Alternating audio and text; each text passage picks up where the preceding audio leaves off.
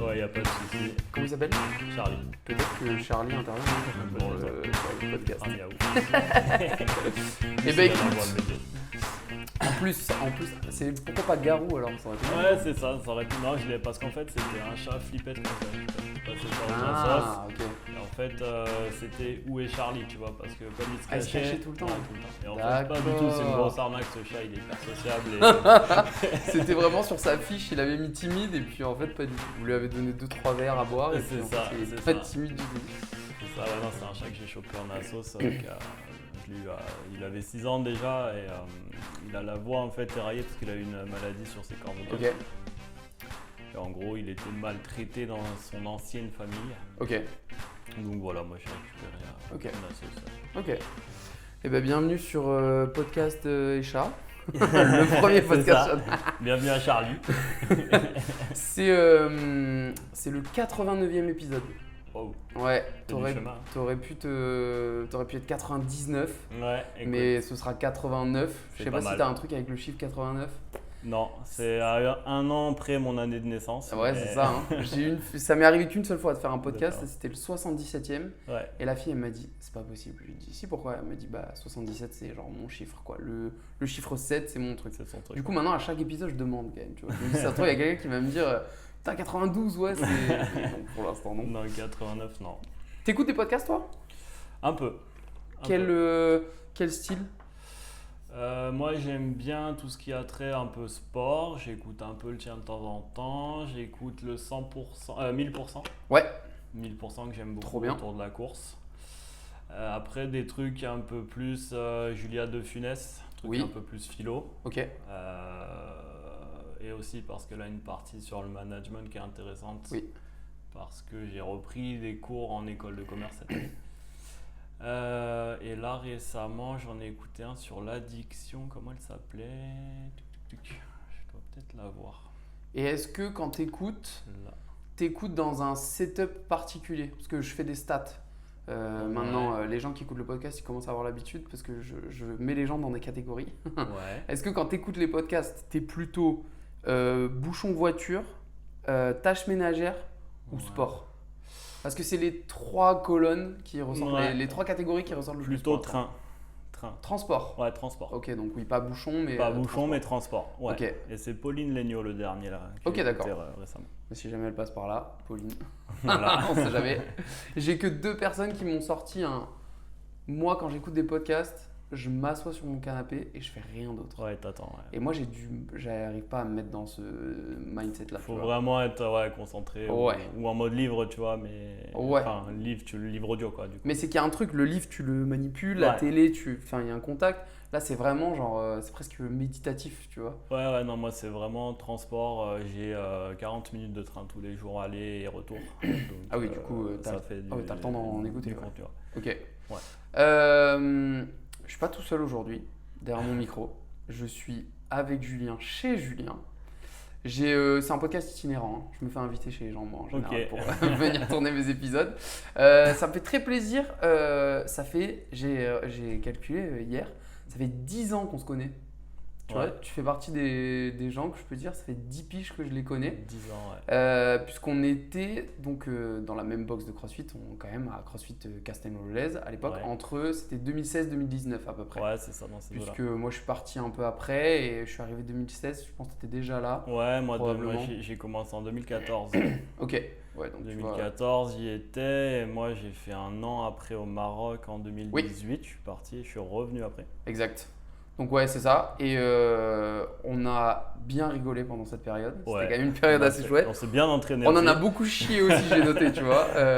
Petit souvenir, ça m'a rappelé, tu vois, en préparant cet épisode, ça m'a rappelé le R2R.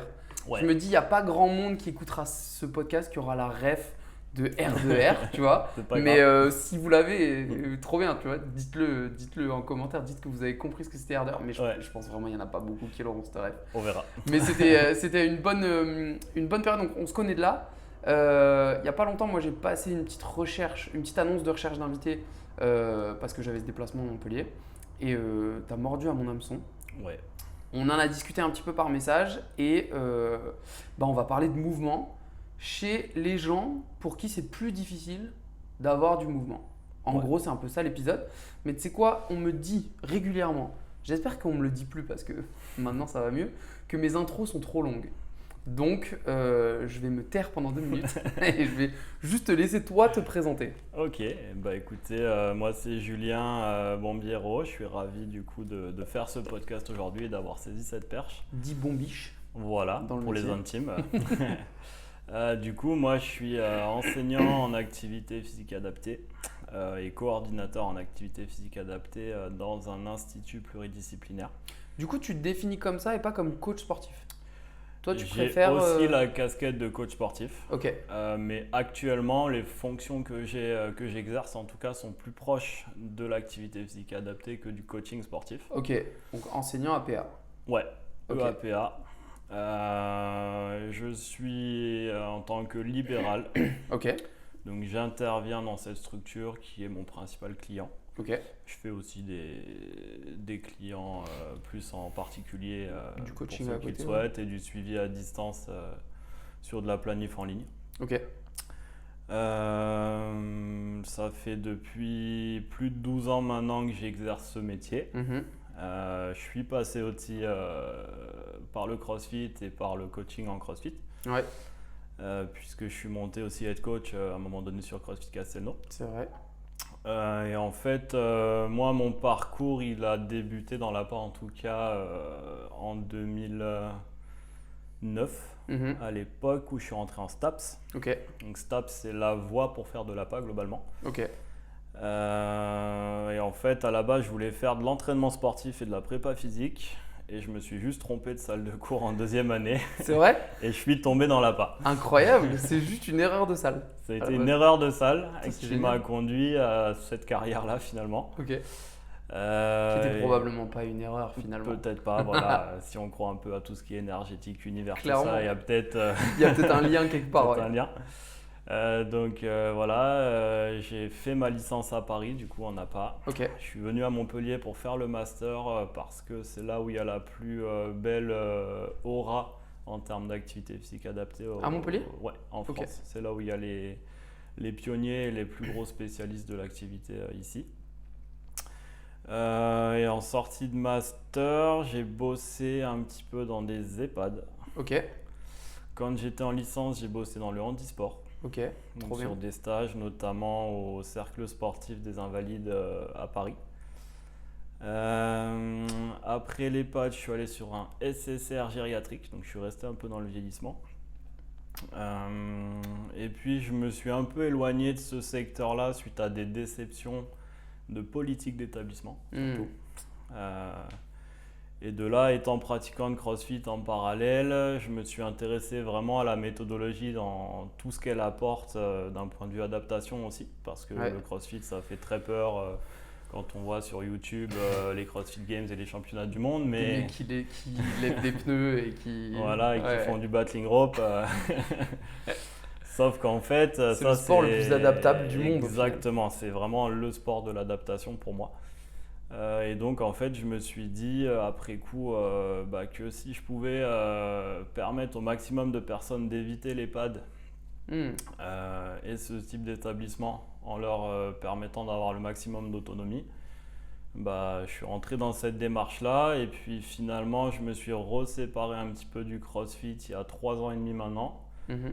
Pour venir maintenant dans un apport vraiment sport santé pluridisciplinaire, parce que maintenant je crois qu'en fait c'est l'équipe autour de l'individu qui va être essentielle à son développement et au maintien de son autonomie. Mhm. Et à mon sens, voilà, il y a des apports encore extérieurs qui sont hyper importants à avoir. Ouais, le CrossFit, c'est un outil parmi plein C'est d'autres. ça. J'utilise le CrossFit, mais pas que. Ouais. Mais ce qui est important, c'est vraiment d'avoir aujourd'hui une équipe autour de l'individu pour l'aider à atteindre ses objectifs. Tu as dit que tu t'es trompé de salle, ce Ouais. qui t'a amené dans cette direction. Ouais. Mais il y a quand même un moment où tu es sorti de la salle après ce premier cours et où tu aurais pu te dire bon, je me suis trompé, je reviens dans l'autre. Qu'est-ce qui t'a fait rester dans cette voie plutôt que de te dire c'était quand même pas ce que j'avais prévu à la base? Ouais, il y a eu la pédagogie du prof, je pense, Ah, ok. qui a été très importante. Ça aide souvent, ça. Hein. Ouais, il y a des profs comme ça qui marquent, il y a des coachs qui marquent, il y a des gens qui font qu'on a envie d'être dans un endroit plus qu'un autre. Dans le bon ou dans le mauvais sens d'ailleurs. Parce Dans qu'il y le en a bon ou dans le qui mauvais te sens, ouais. marquent dans le sens je veux plus jamais revenir là. Ouais. C'est ça. Donc il y a eu la pédagogie, il y a Ok. eu le fait de me dire qu'en fait, finalement, si j'arrive à faire bouger des gens qui ont des grosses incapacités, en fait, tout le reste va devenir facile, entre guillemets. Ok. Et en fait, ça me permet d'aller chercher du détail, d'aller chercher des exercices sur lesquels on n'aurait pas forcément pensé. Ouais. Et ça me permet vraiment d'aller pousser l'entraînement, en tout cas les mouvements, le plus loin possible, parce que chacun peut bouger à sa manière, quel que soit son handicap, quelle que soit sa condition. Ok.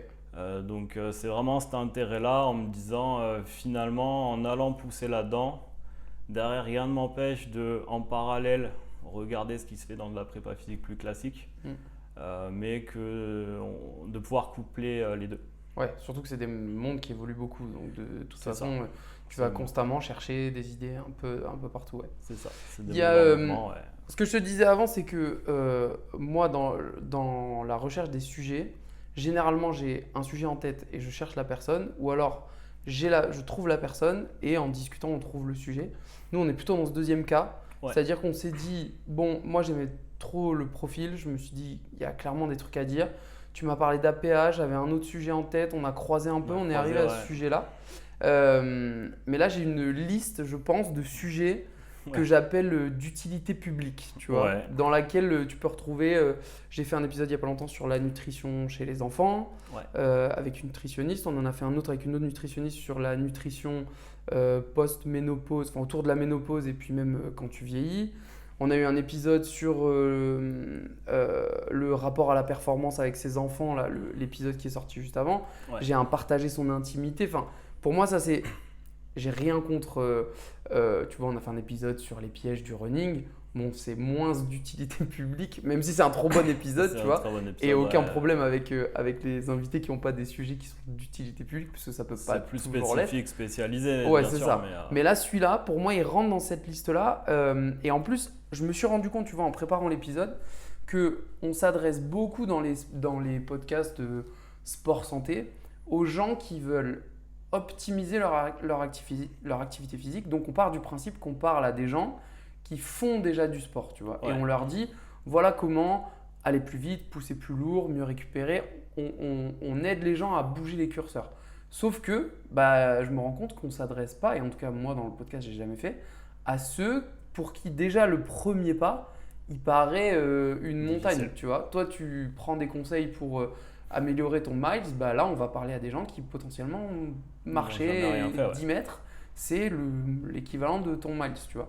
Donc on va parler de mouvement et d'activité physique pour ceux chez qui le mouvement est devenu trop compliqué, et que ça soit pour une raison médicale, pathologie, handicap, vieillissement, plein de raisons. On va détailler un petit peu tout ça. Moi, j'ai noté, tu vois, pourquoi on arrête de bouger, de l'activité physique adaptée, donc tu vas m'expliquer un peu ce que c'est APA. L'importance du mouvement comme médicament, les rôles de chaque professionnel, parce que tu as parlé d'équipe aussi, que ça peut impliquer dans ce genre de suivi, vieillissement, handicap et de manière générale d'autonomie, quand tu parles d'aider les gens à rester le plus loin possible de l'EHPAD. Et surtout de comment est-ce qu'on fait. Moi, j'aimerais qu'on ressorte de l'épisode en se disant, si autour de moi j'ai quelqu'un qui est dans cette situation-là, comment je fais pour l'amener vers le premier pas, tu vois. Ça te va comme programme ? Nickel. Pour l'instant, il n'y a jamais un gars qui m'a dit bah non, c'est pas ce qu'on avait dit. Comment ça ? C'est pas du tout ce qu'on avait prévu. C'était pas un podcast animal où on parlait de chats et... ce sera le titre de l'épisode. Quand on travaille dans le sport, on a parfois l'impression que tout le monde peut juste se motiver, tu vois. Que n'importe qui, avec une petite carotte, un petit coup de motivation, là, n'importe qui est capable de se motiver. Sauf que dans la réalité, pourquoi est-ce qu'il y a des gens qui s'arrêtent complètement de bouger ? Alors, ça peut s'expliquer par beaucoup de choses. Il y a des gens qui vont s'arrêter complètement parce qu'ils ont subi ou vécu un traumatisme qui globalement est venu un peu les figer dans une condition. Ça peut être physique ou autre. Physique ou autre, ça peut être un accident, comme ça peut être quelque chose subi psychologiquement. Il y a des gens qui Par exemple, vont se faire harceler au travail ou c'est pas des signes physiques, mais ça peut bloquer effectivement leur motivation et ils vont se réfugier dans d'autres choses parce que leur cerveau a besoin d'avoir à un moment donné certaines hormones pour se sortir de cette situation. Ok. Aussi parce que le cerveau aime bien le confort. Et donc effectivement, quand on parle de motivation, pour moi, c'est pas vraiment une cause, c'est plutôt une conséquence. Ah oui, ok. On attend d'avoir envie avant d'agir, mais c'est parce qu'on agit un petit peu qu'on crée l'envie et la La motivation. discipline, ouais. C'est ça. Pour moi, attendre d'être motivé, c'est un piège. Ouais. Clairement, c'est un piège. Après, voilà, sur ces personnes qui Après, arrêtent il y a de des bouger. petits David Goggins où tu vois, tu peux t'écouter des mecs qui t'énervent un peu de temps en temps, mais bon, Ouais. faut y aller quoi. C'est ça. Et après, il y a aussi des gens qui sont, je dirais, enfermés dans une image corporelle d'eux-mêmes qui n'est pas bonne, qui ont la honte du regard de l'autre, qui ne savent pas aussi tout simplement comment bouger, parce qu'aujourd'hui, on est de plus en plus soumis à d'énormément d'informations. Il y a de plus en plus d'infos de partout et effectivement on peut se retrouver dans un espèce de flou en se disant ok, tout le monde dit il faut que je bouge mais je suis un peu perdu dans tout ça, qu'est-ce qui va être le plus adapté pour moi Et puis tout le monde a la recette, fais ces 3 trucs là, fais ces 12 trucs là, fais cette routine là, C'est ça. Qui j'écoute. Ouais, c'est ça, donc en fait il y a des gens que ça peut freiner aussi. Il y a des gens aussi qui vont avoir beaucoup de croyances limitantes, qui vont s'enfermer dans ces croyances et qui du coup vont pas se lancer dans une activité de par ces croyances. On a beaucoup de personnes âgées notamment qui diabolisent énormément tout ce qui va être le port de charge, alors que c'est extrêmement bénéfique pour eux.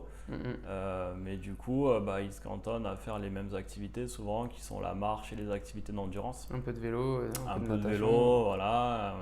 Mais du coup, effectivement, le port de charge pour eux, c'est dangereux, on va se casser le dos. Donc, du coup, ils y touchent pas. Ok. Je pense aussi, même si ça va beaucoup mieux, à un public de femmes qui voit le fait de soulever des poids comme je vais devenir énorme. Devenir Hulk, ouais. Le discours est de mieux en mieux, j'ai l'impression là-dessus. Il y a de plus en parce plus de que- filles qui prennent la parole sur ça et c'est trop bien. Ouais, Mais il y a puis, encore quand même, c'est encore ancré quoi. C'est ancré, c'est très ancré. Les croyances limitantes sont extrêmement présentes et c'est aussi ce qui rassure quelque part pour pas se lancer. Ouais, En ok. se disant, ça me fait mon excuse toute J'ai trouvée. mon petit échappatoire. Voilà, et encore une fois, le cerveau aime bien le confort, donc on y reste. Et puis finalement, il y a aussi des gens qui estiment que leur routine leur convient et qui ne sentent pas le besoin de bouger. Ok. Euh, Est-ce qu'il y a une mésinformation sur la conséquence de pas bouger? je vois ce que je veux dire? pense qu'aujourd'hui, c'est pas assez développé. On Ok. parle beaucoup de sédentarité, on met mangerbouger.fr sous des pubs McDo et des choses comme ça. Mais effectivement, ouais, je pense que les gens ne mesurent pas tout à fait l'impact effectivement du fait de ne pas bouger. Sachant qu'on a énormément de maladies qu'on va appeler de civilisation qui sont apparues post-Seconde Guerre mondiale, à partir du moment où le travail a commencé à se sédentariser, les gens ont commencé à moins bouger. Et effectivement, par rapport à nos ancêtres, il y a des milliers d'années en arrière, on a des gens qui sont beaucoup moins actifs aujourd'hui et qui, en proportion, ont beaucoup plus de nouvelles pathologies associées à cette immobilité. C'est quoi que le genre de pathologie? C'est genre diabète? ce genre de Diabète, obésité, maladies Problèmes cardiovasculaires, on va même avoir tout ce qui va être AVC. Beaucoup de cancers aussi sont liés au manque d'activité aujourd'hui et on sait que l'activité, en tout cas de plus en plus d'un point de vue scientifique, l'activité physique est bénéfique. Et maintenant on commence même à parler de thérapie non médicamenteuse par le mouvement justement. Ok.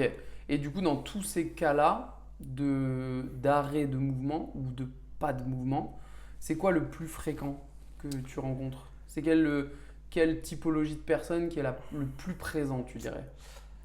C'est les gens qui vont rencontrer un événement qui a cassé leur image d'eux-mêmes.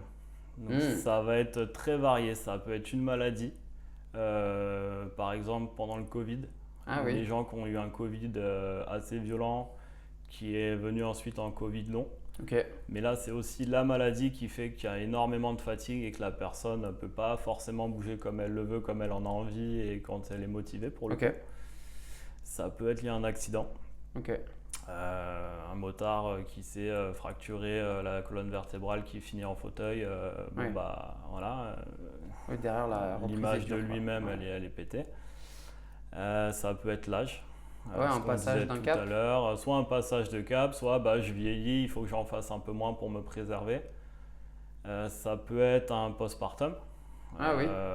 une difficulté à reprendre après une grossesse parce que le corps a beaucoup changé, parce que le ressenti du corps n'est plus le même aussi. Ok. Ça peut être aussi un burn-out. Ah oui. Et ça peut être aussi des gens qui à un moment donné ont fait un deuil du passé dans lequel ils étaient effectivement en mouvement et puis ils ne le sont plus. Ils ont fait ce deuil-là. Avant j'étais quelqu'un qui bougeait et puis maintenant je bouge plus. Ouais. Donc je bouge moins, l'effort devient plus dur et on tombe dans un cercle vicieux de déconditionnement en fait où moins on en fait, moins on a envie d'en faire aussi. Et est-ce que ça, c'est un truc qui arrive pas de plus en plus tôt? Tu sais, j'ai l'impression que nos parents ou grands-parents, il y avait un peu un...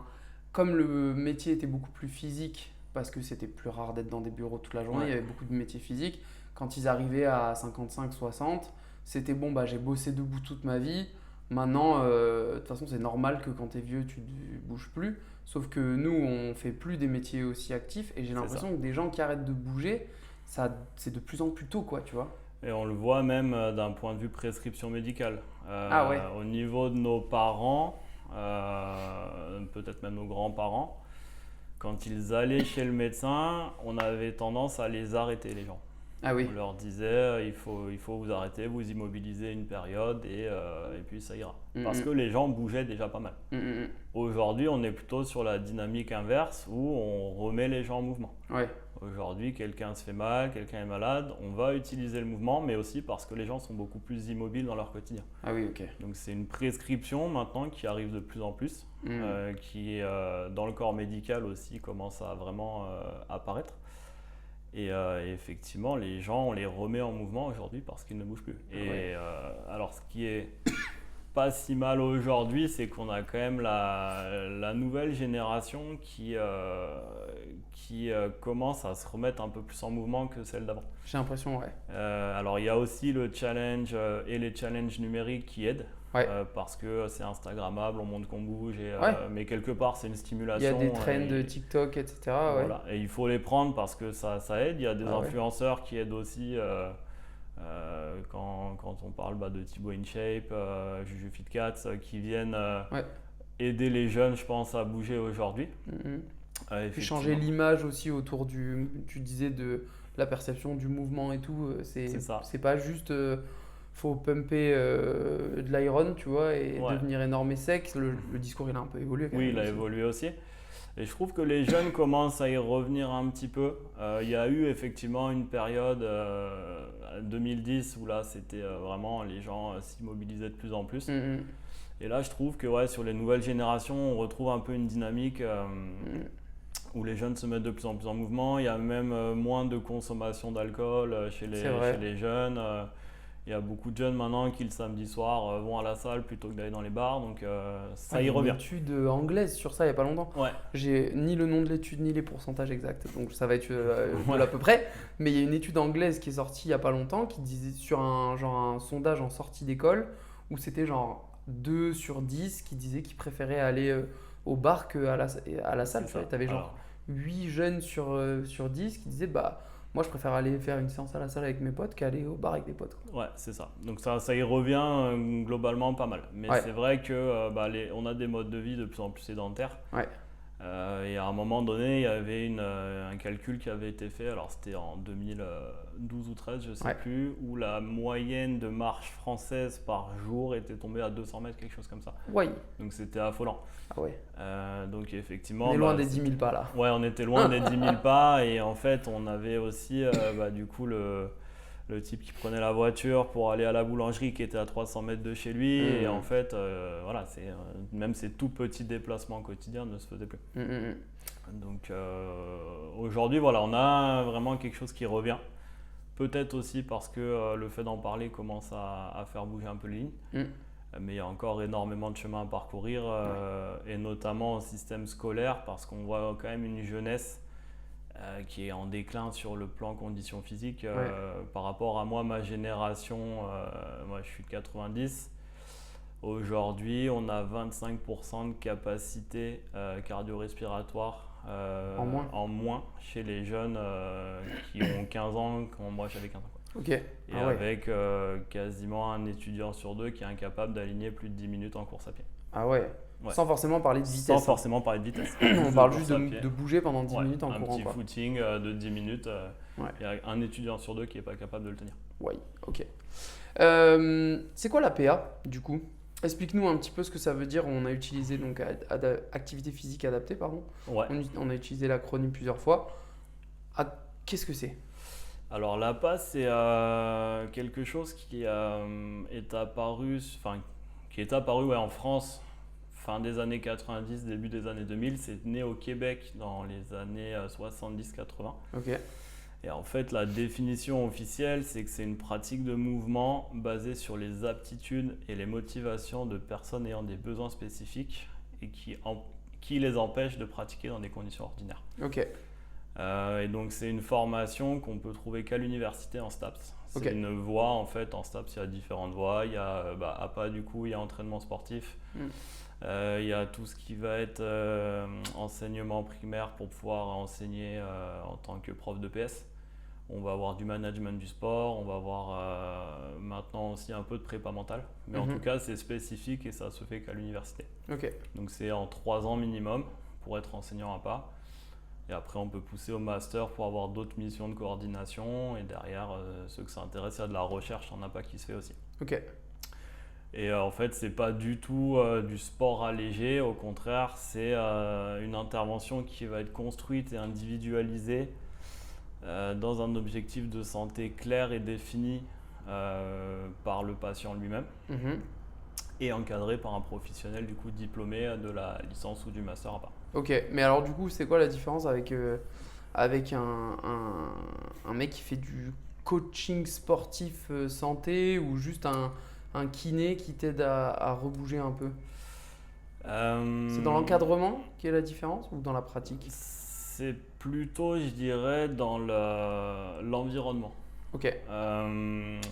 Le sport santé, ça va viser vraiment un public large, dans des structures larges, c'est-à-dire des clubs. Par exemple, dans tous les clubs, maintenant, il y a des sessions loisirs. Ouais. Le loisir dans un club, c'est du sport santé, globalement.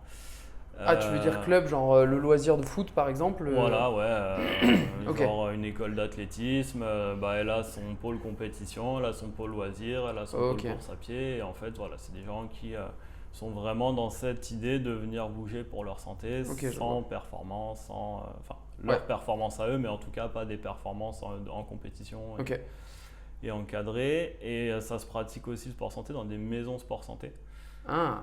Où là, du coup, c'est des regroupements de pratiques avec des prescriptions médicales ou non. Ok. Et là, c'est plus sur un tissu qui va être, je dirais, un peu associatif, mais pas que. Mais c'est plus un modèle associatif, en fait, ici. Donc, c'est vraiment l'environnement qui va caractériser effectivement le sport santé par rapport à l'APA. Ok. Le kiné, lui, c'est plutôt un acte de soin qui sera fait en cabinet dans le but de réparer. C'est une réparation. Après, la réparation, ça peut être sur de l'aigu, ça peut être sur du chronique, ça peut être de l'accompagnement d'une pathologie chronique. Mais l'objectif du kiné aujourd'hui, c'est de rééduquer une fonction qui a été lésée. Ok, d'accord. En APA, nous, ce qu'on peut dire, c'est qu'on reconstruit les capacités et l'autonomie. Donc une fois que le kiné globalement a fait son job, a réparé la fonction, nous on la remet en autonomie, on remet les personnes en mouvement et on va surtout s'intéresser à ce qu'elles sont capables et en capacité de faire et pas forcément se concentrer sur les incapacités qui dans certains cas de toute façon ne reviendront pas à la normale. Et après, tout ce qui va être le coaching sportif, ça va être orienté, pareil, très individualisé, très personnel. Ça peut être de la perf, du loisir, de la santé aussi, ou de l'esthétique. Mais Mm. globalement, le coaching sportif, aujourd'hui, à ma connaissance en tout cas, il n'y a pas de formation qui les destine à des publics à besoins spécifiques. Ok. Donc là, c'est pour monsieur, madame, tout le monde, quel que soit son objectif. Et donc en fait, voilà, ces 4 disciplines, quelque part, elles peuvent interagir ensemble Mhm. avec chacun vraiment des missions et des fonctions qui sont à la fois proches, mais qui restent différentes, mais qui sont en tout cas complémentaires. Ok, d'accord. Mais du coup, qui peut solliciter de l'appât? N'importe quelle personne peut avoir besoin? Alors, l'APA, globalement, c'est un champ qui s'est élargi en 2022, Ok, qui à la base était réservé aux ALD, donc les affections de longue durée, ok. qui s'est déployé sur les maladies dites chroniques. Donc c'était prescrit par des professionnels de santé, Ouais, l'appât. c'était D'accord, ok. prescrit par des médecins. Et maintenant, voilà, ça peut être prescrit aux personnes atteintes d'une maladie chronique Mhm. qui peuvent présenter des facteurs de risque ou en perte d'autonomie Ok, aussi, donc aux seniors. Et tout le médecin du parcours de soins peut prescrire. Et plus seulement le médecin traitant. Donc d'accord. les spécialistes aussi maintenant peuvent prescrire de l'APA. C'est pas réservé aux malades pour autant. L'avancée en âge, ce qu'on disait, le retour après un arrêt long, Mm.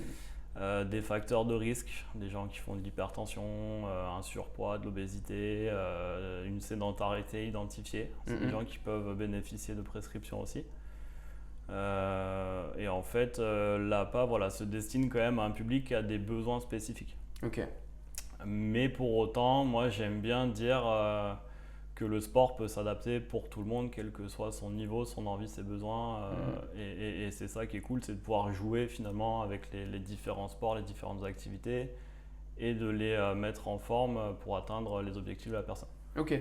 Mais alors attends, parce que du coup j'essaie de comprendre le truc, je me mets à la place de quelqu'un qui se dit, mais attends, moi dans mon fitness park, basic fit, peu importe, il y a un créneau de sport santé. Genre il Ouais, y a un coach qui t'accompagne pour bouger en meilleure santé. Ou je pense à une box de CrossFit qui va avoir un public et qui va avoir un discours en disant bah nous on a 3 adhérents qui ont je sais pas 70 ans qui viennent à ce créneau et on les aide à faire du sport santé. Est-ce que c'est une mauvaise utilisation du mot sport santé? Est-ce qu'ils font juste pas du tout la même chose que on va faire en APA? Tu vois ce que je veux dire?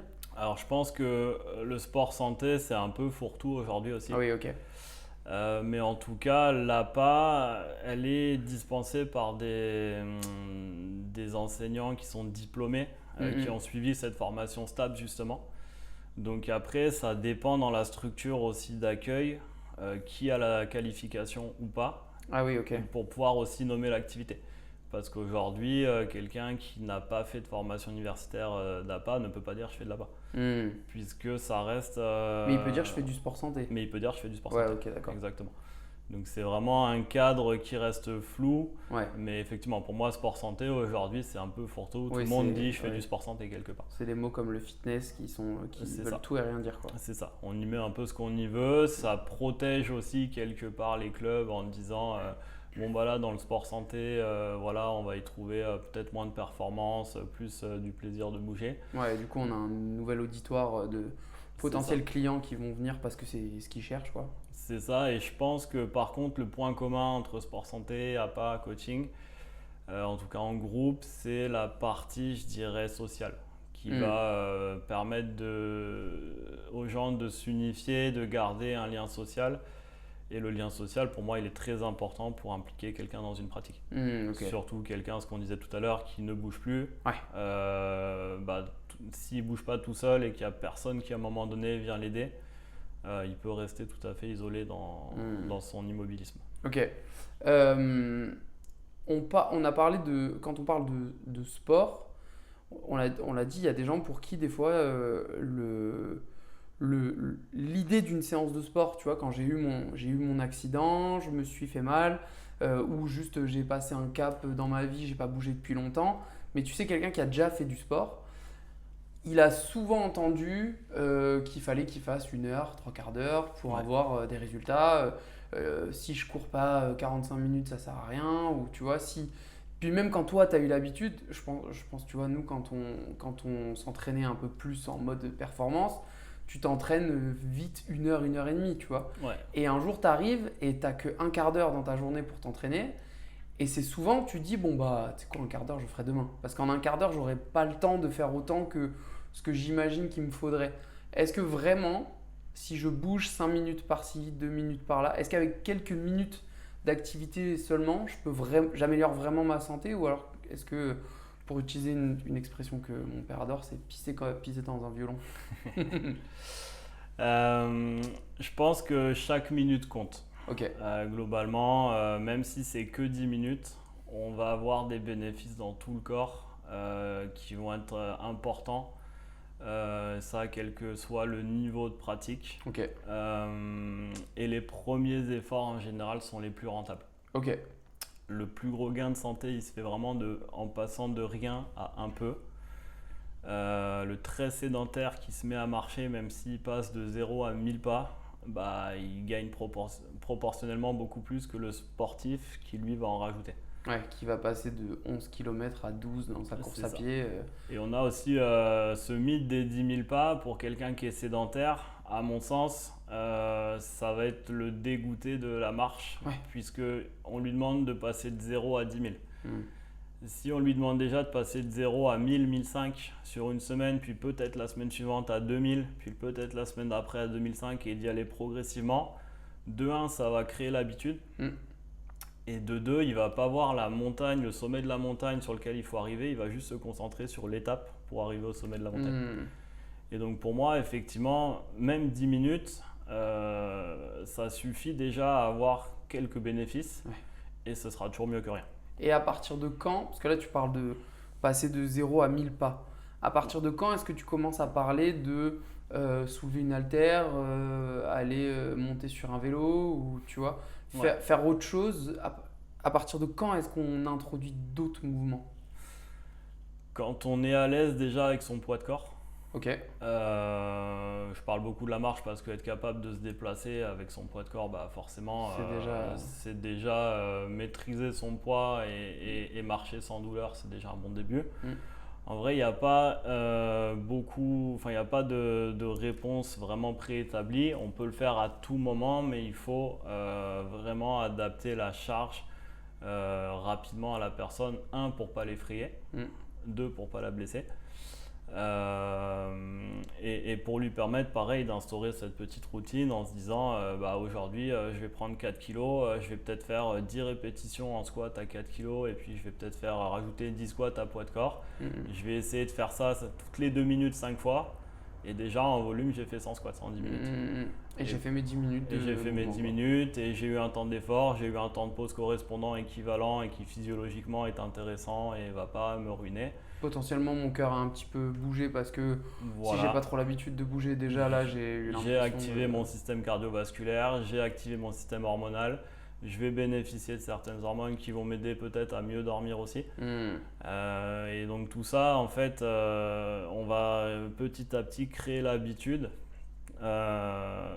sans créer de la frustration. Ok. Parce que pour moi, sur quelqu'un surtout qui n'a rien fait depuis un moment, lui dire allez, on est parti pour 1 heure. Ouais. Peut-être que à la fin de l'échauffement, il va te dire mais non, je peux plus. En fait, c'est ça. Tu vas avoir des discours de je peux plus. C'est ça. Alors que si tu fais 5 et qu'au bout de 5 minutes, tu lui dis allez, on refait une série, peut-être que le gars il va te dire bah ouais, en fait, je peux quoi. Je me sens. Et souvent, les 5 premières minutes sont déterminantes pour savoir si on va continuer et poursuivre ou pas. Ouais, ok. Et après, il y a des formats de travail qui fonctionnent très bien où en 4 minutes, on peut se mettre le compte comme on a envie. Clairement. Clairement. Et en vrai, pareil, on en revient un peu à cette idée de croyance limitante, d'excuses, de se dire ah bah j'ai pas le temps aujourd'hui, si c'est que 10 minutes, ça sert à rien. Alors qu'en fait, si déjà en 10 minutes, on a quelques bénéfices. Ouais, clairement. Puis pense une pensée à tous ceux qui. Tu vois, moi je pense à ceux qui ont soit un boulot très très prenant, soit ceux qui ont des enfants au début. Des fois, 10 minutes, t'auras pas mieux et t'auras peut-être pas mieux de toute la semaine, chaque jour, tu vois. Donc si tu commences à faire la fine bouche, à dire non, mais j'attendrai de faire 45, bah, si ça se trouve, pendant 3 semaines, tu vas pas bouger, quoi. Non, c'est ça. Et puis en plus, se dire, je pense, effectivement, aux nouveaux parents, je peux aussi bouger avec mon enfant dans les bras, je peux faire des choses avec. Ouais. Donc non, il y a pas mal de... Je peux le jeter contre un mur en faisant des wall Non, balls. ça, il vaut mieux Il y a éviter. peut-être des trucs à. Il y a peut-être Enfin, en tout cas, légalement, ça peut poser problème. il y a peut-être 2-3 questions à se poser avant Voilà. de bouger avec son enfant. Ouais. Mais c'est vrai que non, il vaut mieux en faire un petit peu tous les jours que se dire je fais une seule grosse séance qui potentiellement va laisser plus de traces dans l'organisme et va pouvoir potentiellement aussi démotiver ensuite parce que 1 c'était long, 2 c'était dur, 3 j'ai des courbatures de dingue pendant 48 heures et que voilà, c'est la puissance des petits pas qui fait qu'à un moment donné on s'améliore aussi. Moi à titre perso, je le vois, des fois j'ai des pauses de 30 minutes, je travaille sur Nîmes, j'ai un immense parc à côté du boulot, bah, je me dis j'ai 30 minutes, il y a une grosse montée, je monte en haut, je redescends, ça me prend 15 minutes aller-retour et voilà. Ouais, clairement. Et parce que je sais pas si des fois j'aurai le temps à la fin de ma journée ou la motivation ou l'énergie de pouvoir m'entraîner, mais je me dis au moins j'ai fait ces 15 minutes, je les ai pris pour moi. C'est gagné. C'est gagné et si ce soir je peux rajouter des choses, je le fais, si je peux pas, tant pis. Mais, la force du home gym pour ceux qui ont envie des fois d'investir un petit peu. En vrai, on sous-estime la force de 2 haltères, une box, un gilet lesté, un truc. Je veux dire, quand tu as un peu l'habitude, tu vois, de se dire que là, en 5 minutes, tu sais quoi, je vais mettre un chrono et je vais faire un max d'épaulés jetés avec mon haltère. Et en fait, je me rends pas compte, mais j'en ai peut-être fait une centaine et bah, j'ai bougé pendant 5 minutes, j'ai mobilisé un peu tout mon corps pendant 5 minutes et c'est trop bien quoi. Ouais, et puis aujourd'hui, encore une fois, on revient sur les réseaux, tout ça, mais avec YouTube, on a une mine d'informations, une mine d'entraînement à disposition gratuitement. Puis à toutes les séances rapides 6 minutes, séances rapides 7 minutes, tu vas l'avoir tout ce qu'il faut. Si tu n'as pas d'idée, vas-y. L'important, ça reste aussi de varier. Parce que au plus on va habituer le corps et le cerveau à différents types de mouvements et au plus ce sera bénéfique aussi pour l'avancée en âge ensuite. Est-ce qu'il y a des pathologies aujourd'hui pour lesquelles on recommande l'activité physique en priorité? Alors oui. En priorité, je dirais tout ce qui va être les maladies chroniques et l'avancée en âge. C'est là que le rapport bénéfice-risque est quasi imbattable et que l'effet va se voir beaucoup plus vite dans la vie quotidienne. Et si l'activité physique c'était une pilule justement pour ces maladies-là, ce serait le médicament le plus prescrit au monde. Parce que aucun autre médicament va agir en même temps sur le cœur, le métabolisme, l'os, le muscle, le cerveau, l'humeur, l'émotion. Et donc en fait, pour moi en priorité c'est les maladies chroniques, l'avancée en âge. Dans le cas de certains cancers aussi, c'est vraiment un soin de support qui est très efficace, qui va permettre de limiter l'état de fatigue. Même si on est fatigué de par les traitements, venir s'entraîner, travailler le muscle, on va former et créer certaines protéines, les myokines, qui vont venir lutter contre la fatigue procurée par la maladie et les traitements. Et du coup, qu'est-ce qui se passe dans le corps de quelqu'un qui recommence à bouger? Il se passe beaucoup de choses. Sur le plan cardiovasculaire déjà, du coup on va avoir une meilleure circulation sanguine, un cœur qui va s'entraîner, va battre un petit peu moins vite au repos. On va avoir d'un point de vue métabolique aussi améliorer la sensibilité à l'insuline pour les diabétiques par exemple. On va avoir dans tout ce qui va être artériel une meilleure circulation et donc ça va être très préventif pour tout ce qui sera les maladies cardiovasculaires. On va avoir au niveau du système nerveux un impact vraiment sur la connexion entre le cerveau et les muscles. Une amélioration de la concentration, de la coordination, de l'équilibre. Au niveau des os, on va densifier les os, donc on a aussi un vrai aspect préventif par rapport à l'ostéoporose et tout ça. Après au niveau musculaire aussi, le muscle c'est un organe qu'on peut travailler et réveiller à tout âge. Il y a une vraie plasticité dans cet organe, il va se renforcer très vite et la force redevient un élément qui s'entraîne. quel que soit l'âge. L'os, on en a reparlé, mais il se densifie. Ouais. Si je reviens un peu sur le cerveau, ça va influer aussi sur la mémoire et sur l'humeur parce que on a certaines hormones qui vont se libérer en fin de session et qui vont aider à l'amélioration de l'humeur. Ça, c'est les effets secondaires cool Voilà. qui viennent avec le sport. Parce que tu t'imagines, je bouge, tu penses muscle, tu penses os, tu penses cardio, mais tu penses pas qu'il y a des effets secondaires qui se passent ailleurs que dans ces trois trucs-là. C'est ça. Et en général, le métabolisme après une séance de sport continue à brûler au naturel jusqu'à 48 heures après la séance, selon l'intensité de la séance, bien sûr. Oui, bien sûr. Après, en termes de sommeil aussi, on a une amélioration avec un endormissement souvent qui est plus rapide, un sommeil qui est plus profond. Et du coup, si on dort mieux, on a aussi plus d'énergie, donc c'est bénéfique parce qu'on peut rajouter du mouvement et on tombe dans un cercle vertueux. Pareil, une boucle, mieux dormir, plus d'énergie, plus de mouvement. Ok. Et alors en APA, donc on parlait tout à l'heure du groupe autour. Tu parlais de l'accompagnement avec plusieurs membres. Qui fait quoi? Qui est dans ce groupe? Combien il y a de personnes? Vous êtes 50, c'est 2 personnes, tu vois? Est-ce qu'il y a des métiers particuliers qui sont nécessaires? Comment est-ce que ça se structure cet accompagnement? Alors ça, en général, ça se décide avec la structure dans laquelle tu interviens. Quand j'étais dans un EHPAD, on formait des groupes de niveau relativement homogènes aussi. Ok. Parce que l'APA, globalement, si les niveaux sont trop hétérogènes, on peut ne pas bénéficier de certains Parmi les de ces participants. effets. Ouais, parmi les participants. Donc on essaye de former des groupes qui sont relativement homogènes. Selon les politiques d'établissement, ça peut aller jusqu'à 15 peut-être patients, voire plus. Moi, d'un point de vue, je dirais qualité, j'aime bien cantonner à 10-12 maximum, parce que sinon, effectivement, t'as pas les yeux partout, quoi. Voilà, et puis on n'a pas les mêmes bénéfices. Si on propose 2-3 activités à un groupe qui est grand, forcément, le temps d'activité sera plus court par personne, donc on aura moins de bénéfices. Puis plus tu rajoutes de monde, plus c'est dur d'être homogène au final. C'est ça, et puis selon les atteintes aussi avec lesquelles tu prends en charge, si tu as des pathologies mentales, des gens en psychiatrie que tu prends sur un groupe de 15, des fois la séance elle se passe pas du tout comme tu as envie qu'elle se passe, quoi. Oui, je vois. Donc voilà, c'est vraiment une étroite collaboration, je dirais, entre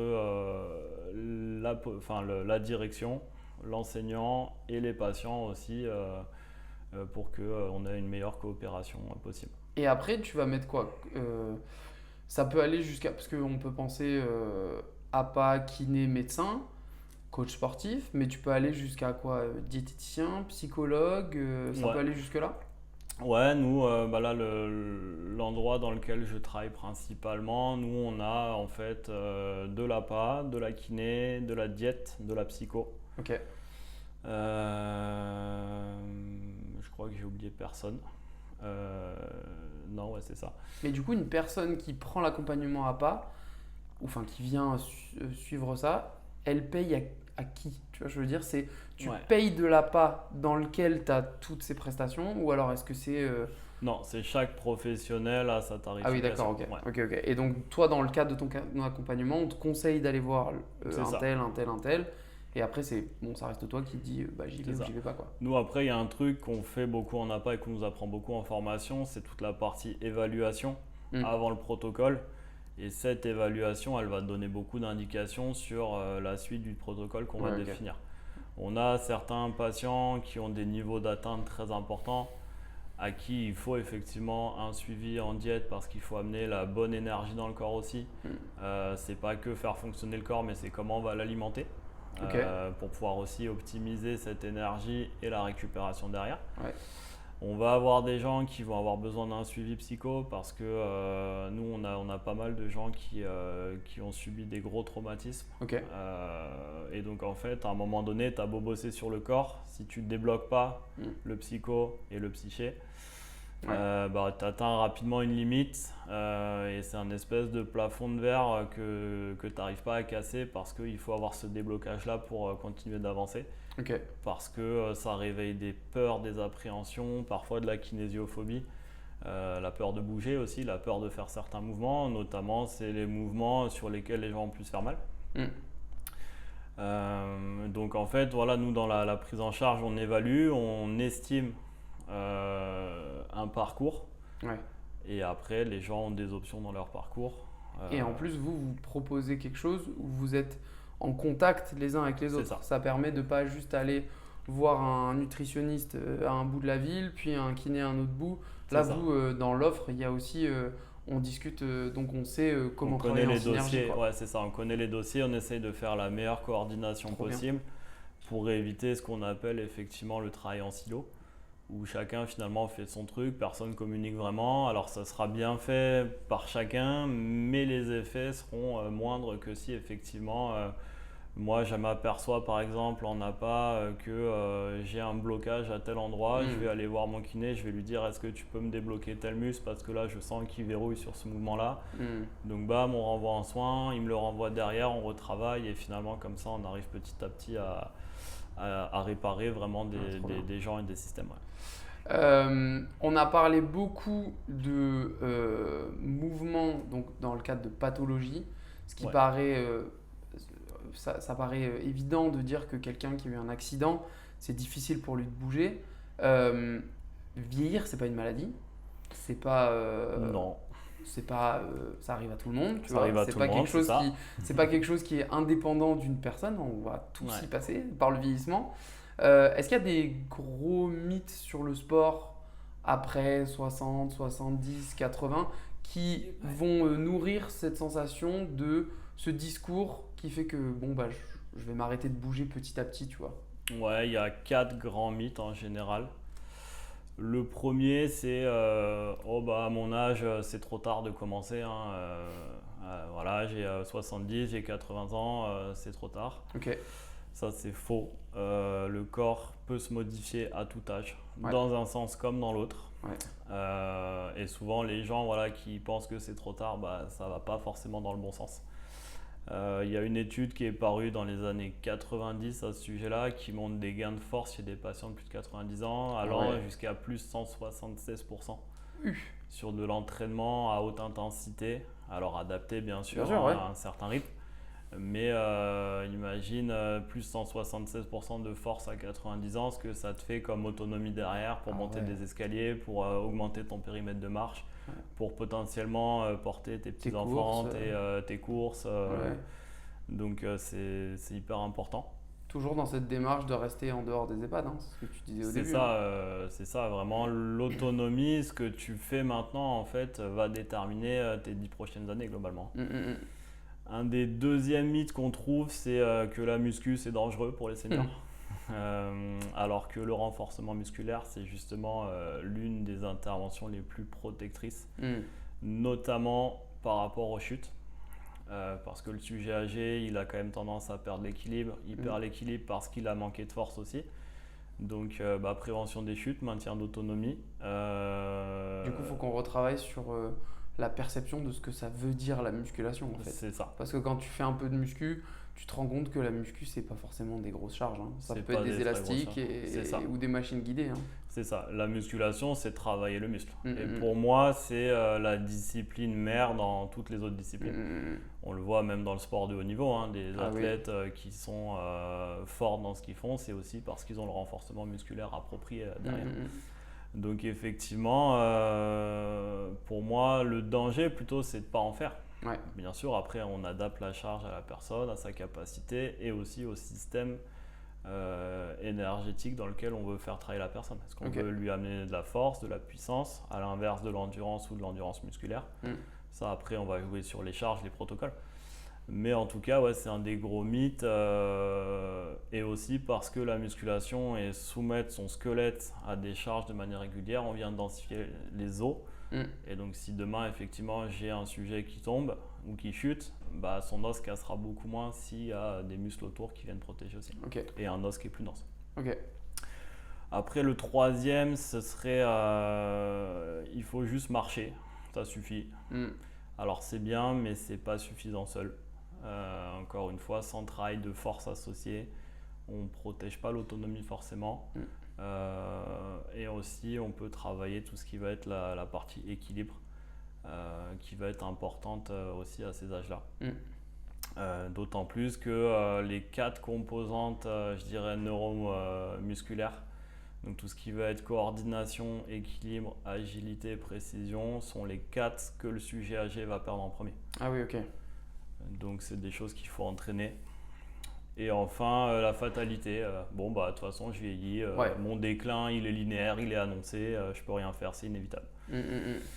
Et en fait, ce qu'on attribue au vieillissement, en grande partie, c'est du déconditionnement. Et le déconditionnement, c'est réversible. Tout simplement en s'entraînant et en allant chercher différents systèmes. Donc voilà, ça c'est vraiment les 4 grands mythes sur le sport après 60 ans. Ok. J'avance vite, mais parce que le temps nous est compté. Donc j'ai avancé un peu vite, mais si on doit repartir de cet épisode tu vois, quelqu'un qui écoute ce podcast et qui se dit soit je me reconnais moi, soit je reconnais quelqu'un dans mon entourage qui a coché une des cases qu'on a dit, tu vois. Par où je commence? Est-ce que je le prends par le callback et je l'amène dans une salle, tu vois, ou est-ce qu'au contraire c'est pas la bonne solution? Comment est-ce qu'on aide quelqu'un à faire le premier pas, quitte à ce que ce soit le plus petit possible, tu vois? Justement en lui parlant de commencer petit.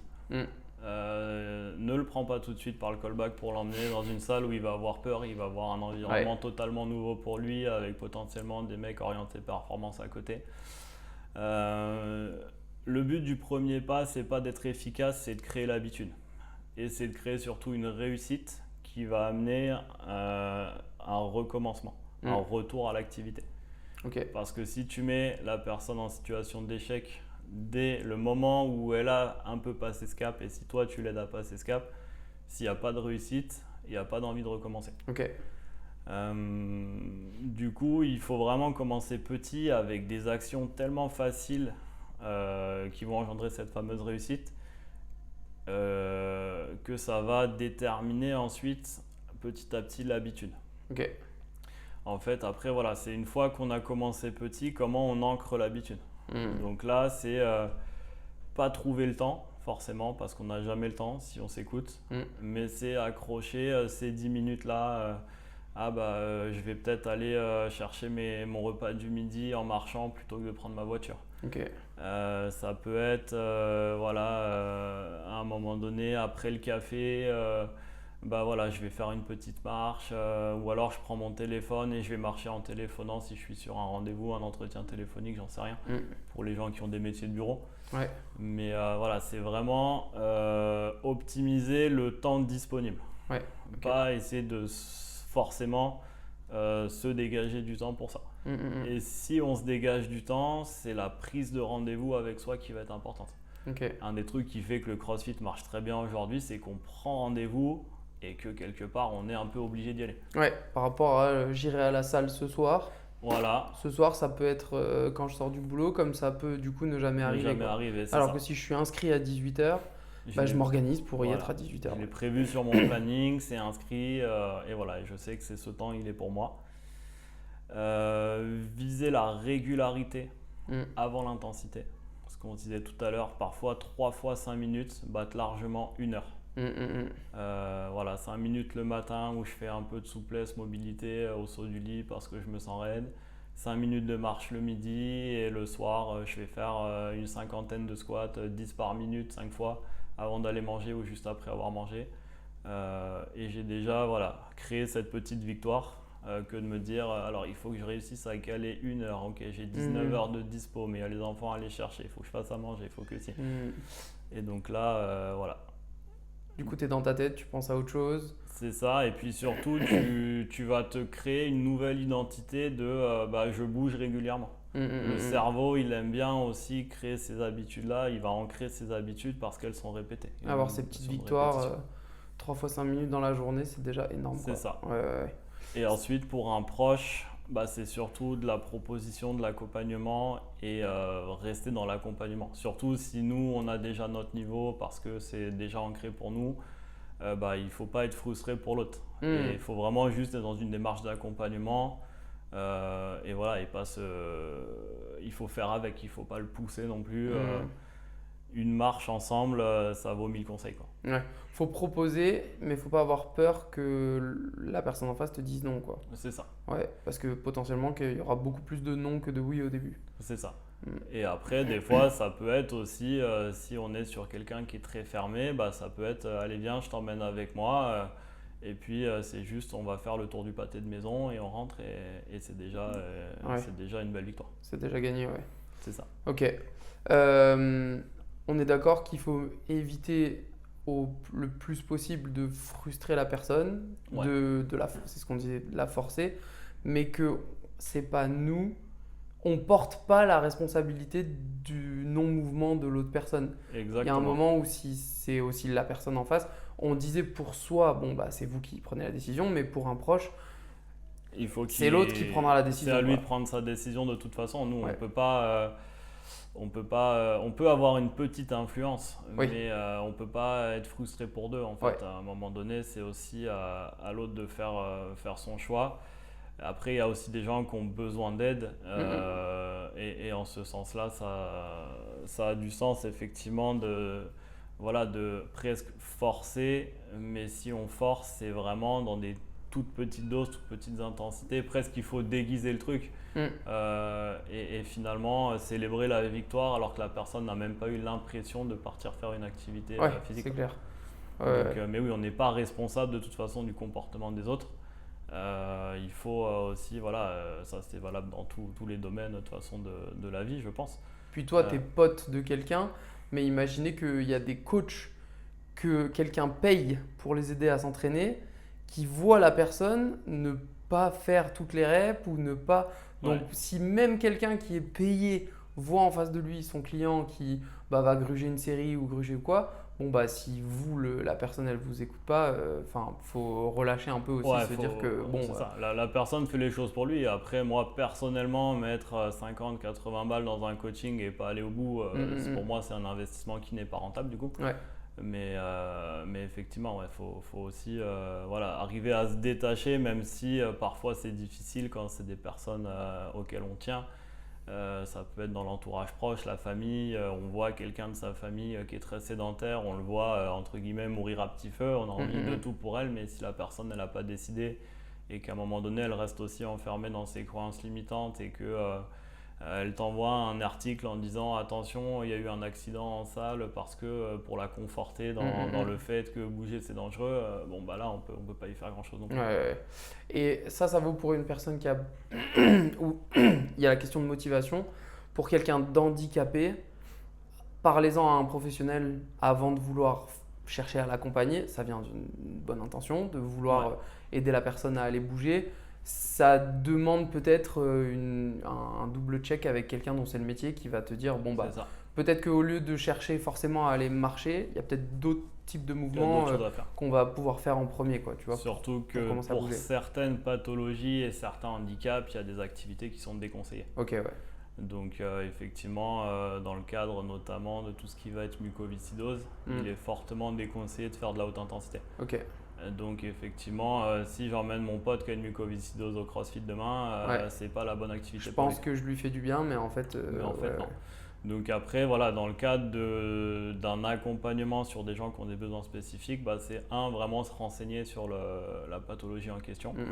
Il y a de plus en plus maintenant des sites qui viennent faire des petites fiches préventives justement par pathologie pour dire ce qu'il est bien de faire et ce qu'il est moins bien de faire. Trop bien.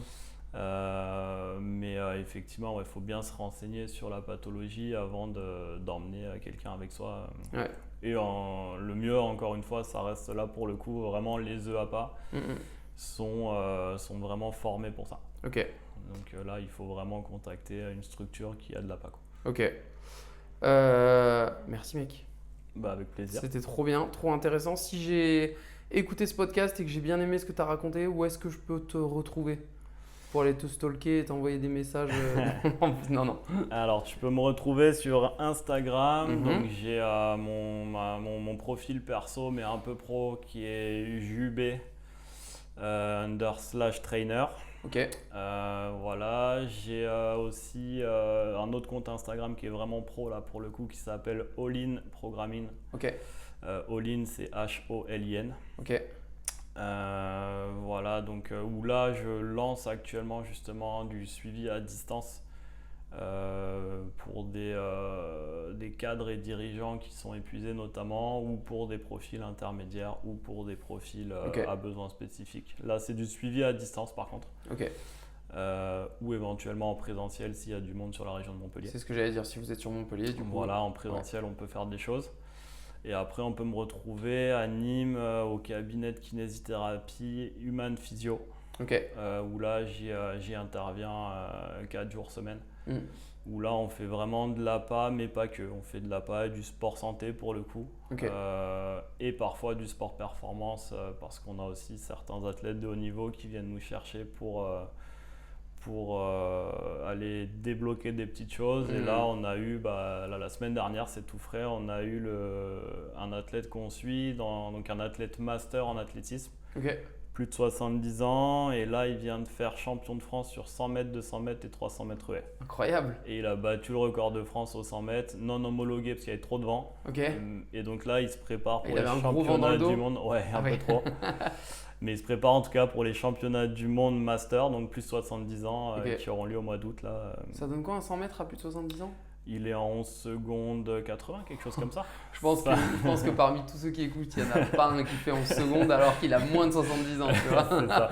Même moi, je fais pas 11 secondes alors que j'ai pas 70 ans. C'est ça, génial. et pour autant la vitesse c'est ce qui décline aussi beaucoup Ouais, avec ouais, l'âge. ouais. Autant la force peut rester, mais la vitesse ça décline. Ouais.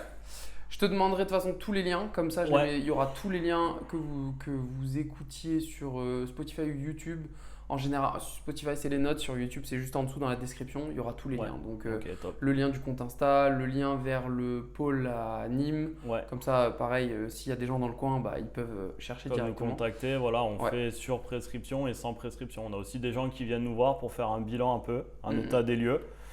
On fait le parcours des bilans et après on peut tout à fait proposer un suivi préventif. Trop bien.